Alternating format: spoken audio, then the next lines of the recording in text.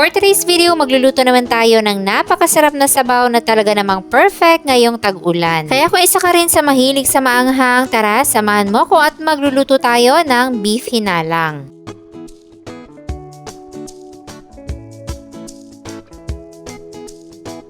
So gagamit lang tayo dito ng 1 kilong beef brisket at isa-slice lang natin to sa maliliit na hiwa. Mag-shrink po yan kapag naluto na, kaya yung ganito kalaki ay okay na.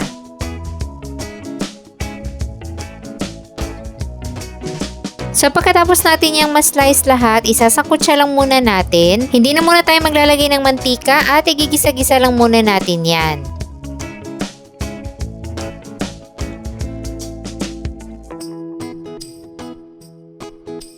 So yung beef, maglalabas pa yan ng tubig. Aantayin lang muna natin yan na maiga. At kapag maiga na, igisa-gisa lang natin hanggang sa mag-brown. Tapos, igilid lang muna natin yan para makapag-isa tayo dito ng mga aromatics. Meron tayo ditong luya at sibuyas.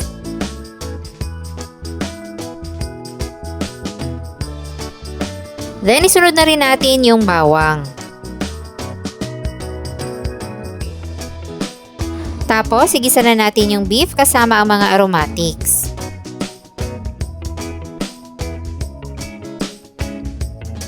After natin yung magisa, maglalagay na tayo ng tubig at scrape natin yung mga toasted flavors na dumikit dyan sa ating kawali.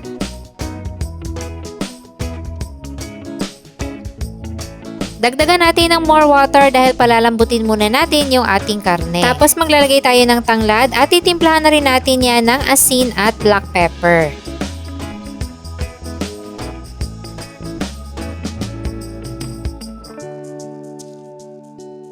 Then, takpan na natin to at ipe-pressure cook natin for 45 minutes. At pagsimula kayong magbilang ng 45 minutes kapag nag-start ng sumingaw yung ating pressure valve. Kung walang pressure cooker, mga 1 hanggang 2 oras natin itong papakuluan. At ayan, after 45 minutes, malambot na yung ating beef, so pwede na tayo mag-adjust ng timpla. At dahil sakto na yung alat, mag-a-add na lang ako dito ng all-in-one seasoning. And then, maglalagay na tayo dito ng ating siling pula at siling green. So, yung dami nito, depende yan sa tolerance nyo sa anghang. At ilalagay na rin natin yung isa sa magpapasarap nito, ang dahon ng sibuyas.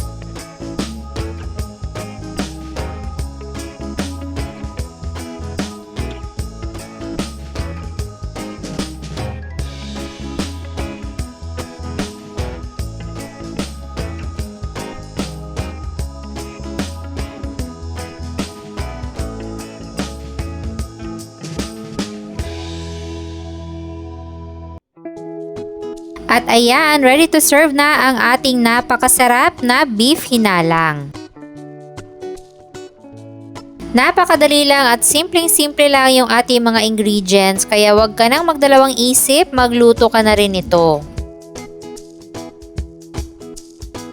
Kada hapon nga ay umuulan dito sa amin, kaya napakasarap talagang humigop ng ganito kainit at kasarap na sabaw.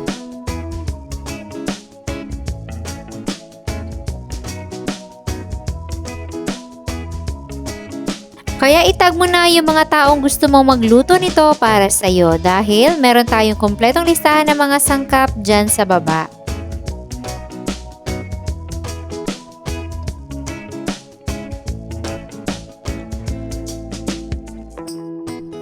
At sana'y nagustuhan nyo ang ating recipe for today.